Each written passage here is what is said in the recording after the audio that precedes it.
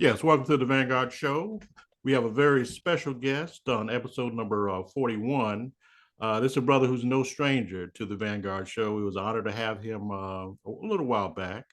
He's a activist, historian, radio music show host, and one of the organizers and advocates for Clear the Airwaves Campaign. And he's going to tell us about an event that's taking place on September 30th, Saturday, at the Auburn Avenue Research Library. It's great to have you, brother Kwabena Ji Jaga, and looking forward to you letting us know what's going on next Saturday. How you doing, brother? I'm doing pretty good, brother. How are you? Good, good, good. What's happening Saturday, next Saturday, September 30th? We're building a united front against murder music. All And right. what this is like it was, I'm trying to say, it was inspired by work that you and your comrades did back in 1969 when you all held a conference for United Front against fascism in Oakland, California. The Black Panther Party did. What up? And so we had been working with some veteran Black Panthers and talking to them about the state of this music. We feel that this music right now that's being broadcast on radio stations throughout the United States and is being force fed to the masses of our people. They have it all in their ear pods and getting in all sorts of methods and ways right now. It is dangerous. It's embarrassing. It's sad, and it's done purposely. And we feel that any organization, I don't care what you're doing, needs to be addressing this issue. And so when we talk about it with some of my uncle's comrades, some of your comrades, they agree. They agree that that they didn't do all that sacrificing they did. They didn't have their comrades get killed and assassinated, and they didn't struggle against these police and these dangerous conditions, fighting for our people, encouraging us to love each other and love ourselves. For us to be out here 50 some years later, making music, bragging about taking each other's lives, Yeah. and disrespecting our women, and now I say Black Panther Party vets, but veterans in the civil rights movement, Oh, all absolutely. of them, they didn't die for this. Right, right. I can dig that, brother. And nobody's saying nothing. I shouldn't say nobody, but not enough people are not just not saying anything, but aren't organizing to put a stop to this. Oh, right on, brother. What I'm gonna do, I'm gonna share the flyer, but I also want to see what are the goals and objectives of the meeting there. I'm gonna share the flyer real quick as you do that. The goal is to build a united front. Again, we know that a lot of people, especially now, are getting more and more fed up with this. Mm-hmm. And so we're saying, well, we need to organize. We can be fed up and talk about it and say things about it. It's like my comrade Bob Law says, after we talk about these issues, therefore, what are we going to do about it? Right. And like our comrade Kwame Ture said, we have to organize. And we're better. One person, one finger ain't gonna do nothing. But we organize with five, we can ball those suckers up and Right put some on. pain, and try to protect our children from this madness, because this madness is being force fed and put specifically on our children. Let me give you an example. Okay. There was a song by a rapper named Polo G. He bragged about going into a party and you better tuck your chain. Mm. Tuck your chain, because we're gonna do a robbery. Straight up say we're gonna do a robbery at a party. Wow. And said we're not aiming for your body, we aiming for your head. Wow. That's what they played on the radio. Yeah. So I'm at a barbershop here in Gary talking to some barbers in there about the song. They had never heard it. Wow. And so I shared some of the lyrics, and there was a dude in the chair. He said, "No, bro, you wrong. They didn't say head. They said brain. I mean, we're not aiming for your body, we're aiming for your brain. Because the brain rhymes with chain." That's right. Mm. And so I was like, "Bro, how old are you?" 9. Oh, wow. Wow. Wow. The 9-year-old knew the lyrics, the adults didn't know it. So they specifically target our children for this. And they've been doing it for some time now. Yeah. So our goal is to get this madness off the minds of our children and to protect our children from these beasts. I mean, our children, they can't fend for themselves, like Coach Alfred Paul shared.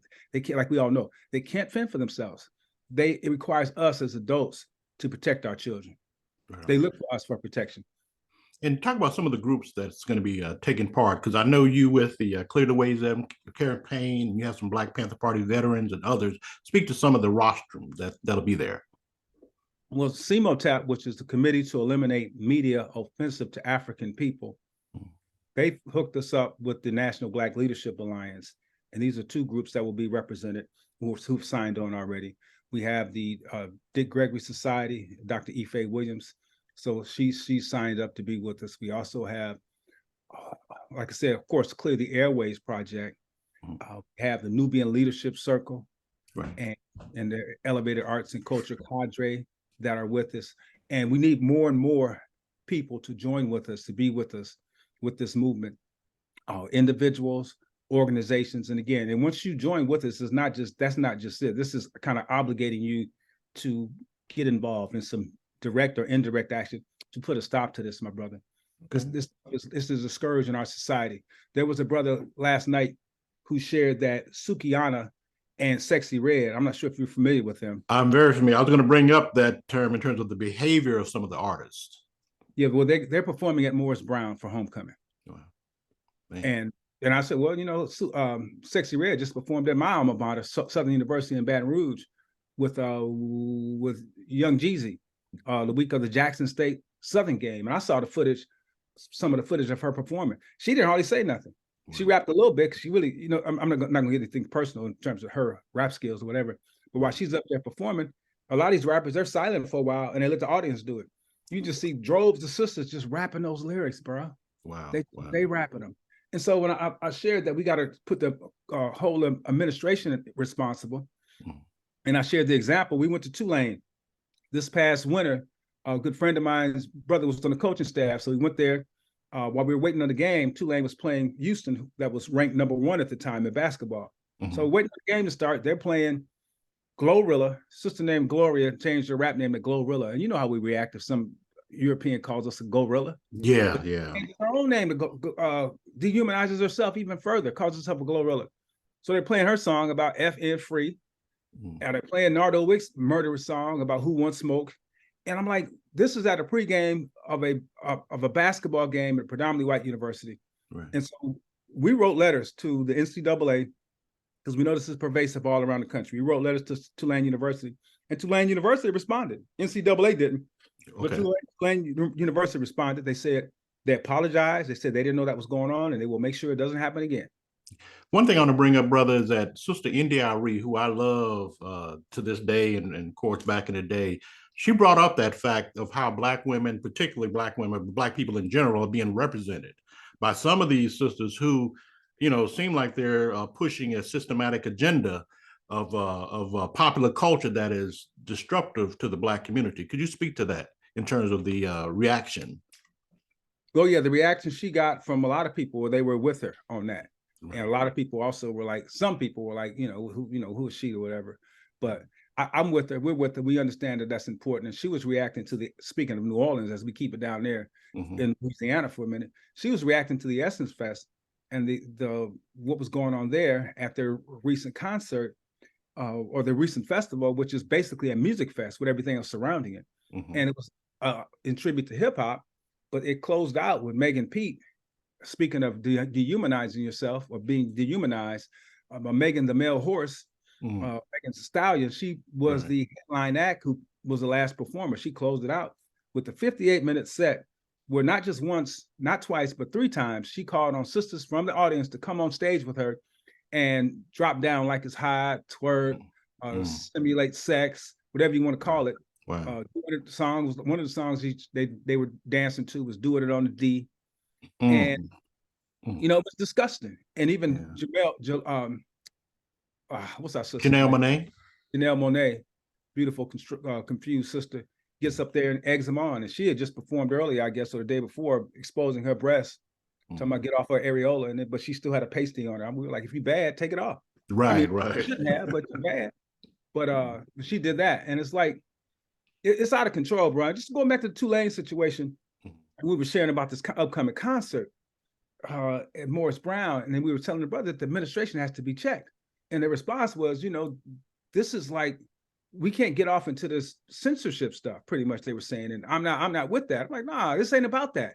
Right. Even the FCC, even the Federal Communications Commission, who says in their decency standards that they uphold the First Amendment right to free speech. They say they uphold that. However, there are certain times of the day when our children are most likely to be listening that you cannot play indecent and profane content. That's 6 o'clock in the morning to 10 o'clock at night. Then they go on to say that obscene content is never allowed.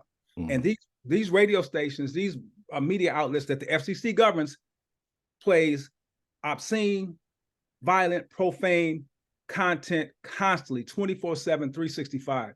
Right now, what we're doing this is Sunday morning. They're playing this right now on the radio Sunday morning on these stations. Wow. Constantly. Yeah. And so, and I was telling them, later for all that. Yeah. If somebody, if your child or my child, our little daughter, if somebody calling her HOE or calling her a B, or somebody had our son, they would drop an N-bombs on him at that age. Or if they got them both together and start telling them, y'all should be on Molly and Percocet, you all should grow up to be shooters and killers, killing your own people. Right. You would knock the hell out of them. Yeah. Or you would stay away from your child. That's right. Yeah. So now that this is they're doing it to us in a mass, we got to talk about some censorship and free speech later for that. Right. This stuff is killing us, brother. It's killing us. Wow. And it goes into the promotion of negative popular culture. And thing is, whereas a legitimate artist may, who's talking about something of substance, may not get the shine that some of these other artists are doing, by being degenerative toward our community in terms of our culture and our image. How do you think that play in terms of a systematic, bigger agenda, a hidden agenda? So you want to be famous. You want to make some money. You want to have nice women around you. You want some material things. What do you see out there that's getting that? You see Jay-Z, you see other rappers who are getting this stuff, and billionaires, Puff Daddy. You see the money that Beyonce is making. You see the popularity of a Nicki Minaj. Right. So you gear your art towards that because you want to be successful. You want to be heard on the radio. You're not just doing this. I mean, a lot of people have just that love for music, and we must say too, much love for them, because there's still a bunch of them out there who are still just making the good music, spitting the good lyrics, just because they know, because of the art form. Right. And others are not. Even those, it's tough. And so it's an agenda. It's definitely an agenda. They know exactly what they're doing and why they're doing it to us. And so it's tough, man, because there's so many people who are bewildered by this madness, and they've got our youth.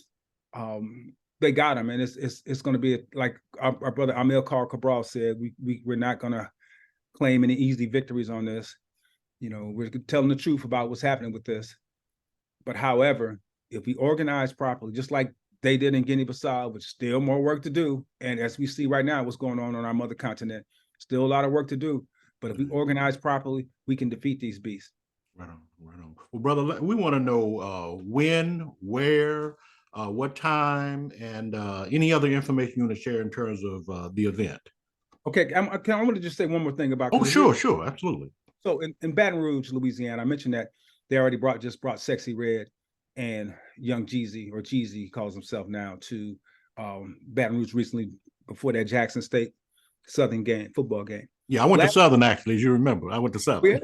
Yeah. Alma mater. Yeah, yes. So Southern,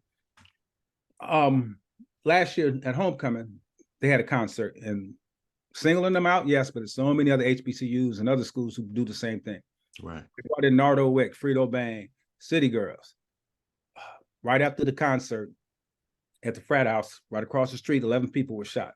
Wow. Homecoming, 11 people shot. Wow. We haven't learned our lesson from this, because all they were doing is following the instructions given to them at the concert. Yeah. That's what they said at the concert. Nardo Wick says, if 13 come at me, 14 BN's gonna get killed. So they're gonna kill everybody else who came at them, and plus they're gonna get a bystander or somebody else too. Wow. Anyway, just to say how this is kind of what we need to be dealing with at this meeting. Our elected officials, we have all these mayors who are complaining about the fratricide in their cities, in their communities, yet not saying anything about in most cases, European-owned killer radio stations, of which there is at least two, practically in every major city around these United States. There's at least two of them, and most of them are European-owned. Some of them are confused African-owned too, right. But most of them are European-owned, telling our children to hate themselves, to disrespect themselves, to hate their women, to be drug addicts, to be drug slingers, to be materialistic morons, and to shoot and kill each other. This is going on right now, all around the country, constantly, nonstop, song after song after song after song after song after song after song, disrespecting our people in general and our children and our youth in particular. and we're not doing enough about it. So our goal here is we have some things that we've been working on already. We want to enhance those, look at those. Some of them we may look at, no, let's not do that anymore. There may be some ideas that may come up too. And we're going to talk about some things that have worked in the past that we need to do on a major scale, on a bigger scale, larger scale. And, this stuff, it could be over by October 31st. It could be over because they all are violating FCC decency standards. And I said this is a difficult task. We understand that. But once it is over, then we have to get our psychologists, our sociologists, our social workers, and everybody else to come in and start dealing with the impact that decades and decades of this poison has had on the psyche of the masses of our people. Okay, right on, man. And you recently had a conversation with Angela Birdsong, who I was very familiar with. Tell me about that conversation, brother. Well, me and Sister Birdsong, we worked before with Radio Justice, and also she interviewed us before on KPFK. She's a very great supporter of what's going on and with the Clear the Airwaves Project and so many other issues. That sister's a bad sister. We appreciate her tremendously. Right, daughter Edwin Birdsong, Rapper Dapper Snapper. Oh, okay. Okay. All right. Edwin Birdsong. Yeah. So yeah, Angela's a good sister. But yeah, she understands the importance of culture and of media and of music. And she understands how horrible it is. And Angela even talked about how she hears some of this stuff. She listens to some of this stuff. And she even shared, she might get me, she ain't gonna get me. She says she has to do better. We all do. Yeah. We'll go to a couple of people. Our brother Sadiki Kambon, brother Zaki Barudi. These are our elders in our movement. They said they go around different events, and especially even this summer, cookouts, family events, and we're playing this ratchet, kill Black people, pornographic music around our elders. Wow, man. And there's nothing uplifting. I can tell you, my wife and I just recently went to Earth, Wind, and Fire and Lionel Richie. And, and I talk about what the music does to you and how it influences you. Now, on the other perspective and genre, when you're talking about this kind of murder music, which will definitely be the centerpiece for this meeting on conference on next Saturday, speak to again how it does affect our culture and our psyche as people.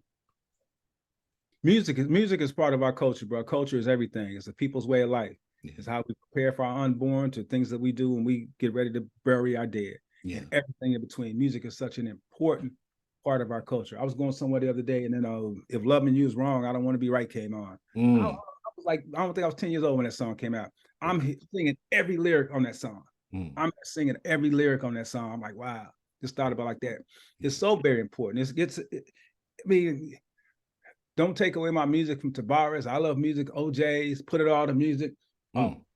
Him. I mean, it's so much into our music. We love, I do this because of my passion for music. Right. But as we all know, that ain't nothing unique to me. There's so many people who love the music because of what it does to you. Yeah. So many people who love this hip hop. And, I was at an event last weekend. I remember the National Society of Black Engineers and our alumni in Chicago had an event at 31st Street Beach. And get out there, and these are like recent alumni, just graduated and a few years out of school, and they're playing music. And I'm telling you, bro, they were playing music from the 80s. Oh, wow. Okay. 70s and 80s, and grooving to that. Man. And I love it because it's like, what are they gonna be out there as a group of people embarrassing us, playing stuff from No Future and Megan Pete. Yeah. It's a struggle, man. And we know who's behind this. We know the powers to be the music industry that's behind this, because people will say, you got to get on these artists. And we don't let the artists off the hook. Because people say, don't get on artists too. More say that. But we don't let them off the hook because the system doesn't let them off the hook. Right. In 2000, it was 200 rappers who died in 2000. Yes. Yeah. Murdered over chains and all kind of stuff, advertising where their location was. Yeah. Speak to that. Yeah. In 2021, it was 250 rappers who died. Wow. 200 of them from gun violence. Genocide. So they're not being let off the hook by their so-called ops. System ain't letting them off the hook when they lock up a Bobby Shmurda or put these charges on a Young Slug or YFN Lucci and all them, and put them on RICO charges. They not letting them off the hook. So and we should let them off the hook. We love them. Those are our people. That's right. We're trying to straighten them out. However, when they do realize, when they do say, well, I can't get off in this anymore, I'm not gonna make any more music like that. Or they get killed, or they go to prison, the industry just gets somebody else. Yeah. So yeah, we're not gonna let them off the hook. We're gonna get on them, but it's the industry. It's this evil music industry full of these violent audio pedophiles. That's what they are, because they're targeting our children with this crap. Yeah. That's what they are. They are the main culprits, the main ones responsible for this madness. And so even we're going to talk about, like what Dr. King said, nothing new. You know, how we going to get some of these direct actions on campaigns on these corporations who are sponsoring this. Coca-Cola sponsored the Essence Fest. L'Oreal Cosmetics. Was it Target? I shouldn't say, no, I'm not going to say Target. I'm not totally sure, but I do know it was AT&T. Okay, right. Major sponsors. Yeah. Man, yeah. Sponsoring that madness that took place in New Orleans last July. You know, you mentioned we do a radio show. So we do conscious hip hop, which is so much still out there being made. Yeah. And we do classic funk, and now we do a little mellow extension. And I like to, when I find out their birthdays, I play songs from people whose birthday. And Marlena Shaw, I only know one hit song she had, and I love that song. Here's a child again, and I still love it. It's called Go Away, Little Boy. I don't know if you know that one. Okay, it's vaguely coming into mind. I heard the name, but not the song. Just check it out. It's a cool song. It's just, you know, it's a dude that ain't doing what he's supposed to do. And then he gets nibbling on her ear and stuff. And she said, wow. But she bragged about how she got a subscription to Essence magazine. She want, you know, the classic Essence. That's what she was going to do. She's getting herself together. And I'm like, wow. When I heard that the other night, I'm like, wow. And then now look what Essence has become. It used to be classy. It used to have, you know, Susan Taylor, and now it's become, it's a damn shame. It's an embarrassment to our race. Yeah. And it's sponsored by these people. So we got to get on these sponsors too. And we have in the past. So there's so much to do, brother. But the main thing we have to do is organize and unite. And that's what we're doing in Atlanta. We're building this united front against murder music. And it's not only going to be on Saturday at the Auburn Area Research Library. We're also going to get together at the studio of WRFG in Atlanta too on Sunday for a follow-up Sunday too. Oh, right on. Well, I want to give the address to Auburn Avenue Research Library, and the event from 11 to 4:30. Yes. Okay, and the Auburn Avenue Research Library, for those who are listening, is 101 Auburn Avenue Northeast, Atlanta. And if you want to zip, 30303. And the phone number there is 404-631-4010. Give me the information in terms of, I know there's the Clear Airwaves at gmail.com. Any other information you want to share in terms of contact and support? Yeah, you can check us out also at Clear the Airwaves Project. Clear the Airwaves Project at .org. .org. Okay. ClearTheAirwavesProject.org. Yes, and also we'll be at WRFG Studios, Radio Free Atlanta, and so we'll be there on that Sunday too, on Sunday, October 1st, the first day of October. Okay, and brother, I have to champion you because you've been part of this campaign ever since I've known you.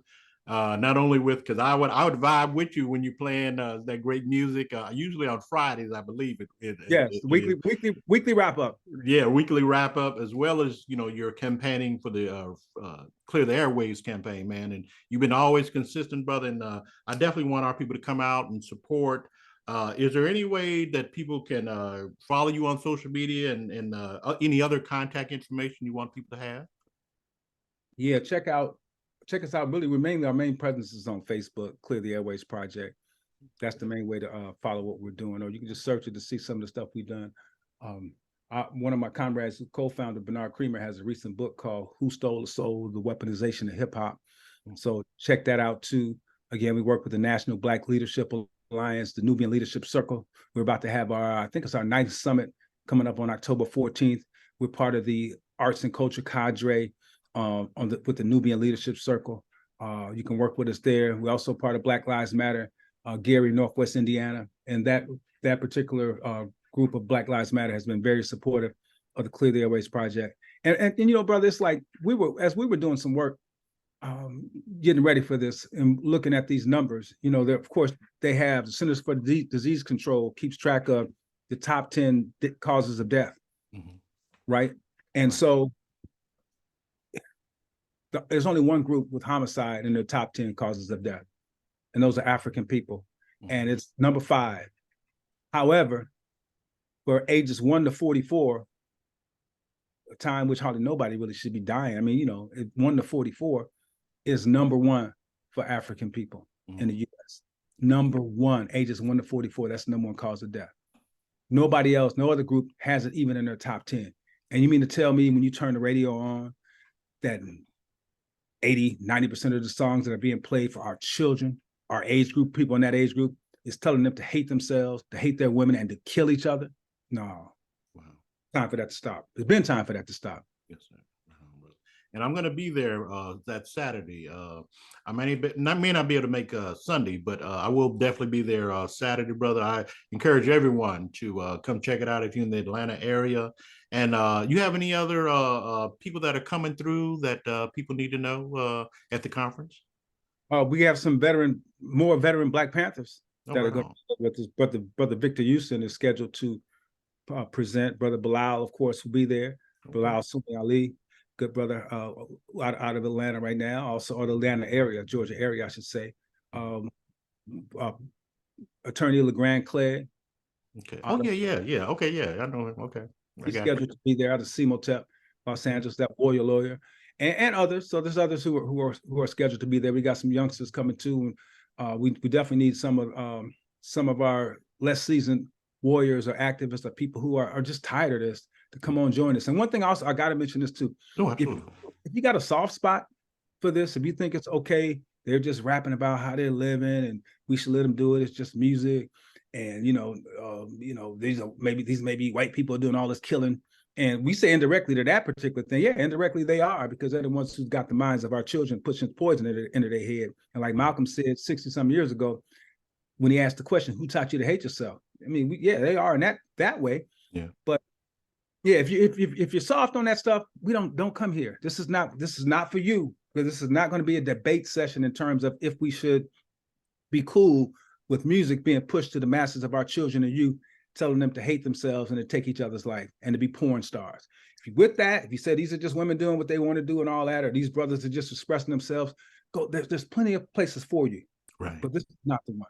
Okay, right on, brother. Well said, brother. And I look forward to seeing you. And also want you to tell Sister Wells I said hello as well, because you guys have done some great collaborative work as well. You want to tell a little bit about Sister Wells? Yeah. Oh, yes. Good sister. We were Clear the Airwaves Project, been putting in work for a minute, and she saw one of our signs this was actually pre-Clear the Airwaves Project in 2020. She saw one of our posters for a demonstration we were having at a Ratchet Killer radio station in Hammond. And she thought I think it was scheduled for July 1st or June 1st or something, 2010. She thought it was 2020. So she got a hold of us. I want to be there. I'm tired of this music too. I said, no, sister, freeze a little bit. So okay. This was 10 years ago. Okay. And so at that time, me, Brother Bernard, Terry, and others, we were working on a petition to send to the FCC about this music. And so she came in, started working with us. She helped enhance the petition. She does a newspaper called The Metropolis. So we put out special editions of The Metropolis based on the Clear the Airwaves Project and what we were doing. We filed formal complaints with the FCC. We mentioned earlier the decency standards that they have. These radio stations all over the country, but particularly in Chicago, the No Heart station, we call them No Heart, the iHeart station, and also the Crawford Broadcasting Station. Those are the two main stations in Chicago that push that poison to our children. So we filed formal complaints with the FCC on those stations, giving examples of the songs that we had recorded, showing them all the complaints that they had gotten in the past, and on how they were violating the FCC decency standards constantly. The Crawford station that just got their license. So we said, we need their license removed, taken from them. Right. The iHeart station, WGCI, their license was coming up for renewal in that December. And so they had to respond. Their lawyers had to respond to us by a certain time, or respond to the FCC, of which they did with just some weak arguments. And so we did a rebuttal, and then we just waited and waited and waited and waited. We had to get with our congressman, because FCC reports to the Congress. So we had to get with our congressman and Mervan to get on the FCC to give us a decision. So they gave us the decision this was in 2020. So 2021, we finally got the decision, Black Music Month, about a year later, that they sided with the Crawford Broadcasting Station, stating that they trust that their licensees will provide content that is in the best interest of its listeners. Okay. Playing music, telling our children that they should be given throat babies And you could just imagine what that means. Yeah. Best interest of our children and youth. Playing songs about I ain't got nowhere to go, I done shot up everywhere they was, back in blood, is in the best interest of our youth. So that they sided with them. And then it took over a year later. It wasn't until 2022, January of last year, of 2022, before they made their decision on the iHeart station, WGCI, of which they also sided with them and allowed them to get their license. And that's the 107.5. However, we did delay them getting their license back for at least a year before they were finally able to get their license. But the thing about this is so crazy. Say you and I were under indictment. They were under investigation for murder. I'll just say murder. You and I, these cats under, and we know it. We had an answer to it, and we're still out there on the street, however, for some reason. And we continue to murder people. So this is how much disrespect they have for our community. They know they were under indictment by the Federal Communications Commission, by the feds. They were not under indictment, but they were under investigation. However, they still continue to play this kill Black people pornography for our children. Despite that, that's how much disrespect they have for us. Wow, this it's really it's genocide. I know you asked me about Layla, but she was part of that, a major part of that campaign. With Oh, right on, brother. Well, brother, as we wind on up, man, I just want to definitely congratulate you, man. I look forward to seeing you Saturday and many others, and then the follow up from this, because this is certainly something that has to go on and gain more support. And I really appreciate and honor you for what you're doing for our people, brother. I appreciate you, brother, and you too, brother. The work that you all and your comrades have done, and that's why, again, I think this is the key step. They said it themselves that we have to do this. Right. So appreciate you too, man, and for having us on your platform, brother. No, absolutely, brother. Oh, looking forward to seeing you as well, brother. I'm gonna go ahead and end the show now and stay on just for a brief second afterwards. But again, it was an honor to have brother Kwabena Ji Jaga. Make sure everyone come through Saturday from 11 to 4:30 at 101 Auburn Avenue in Atlanta. The Auburn Avenue Research Library on African American history. So again, we'll see you there, and everyone have a great day. You take care, brother. Right on. Okay, right on.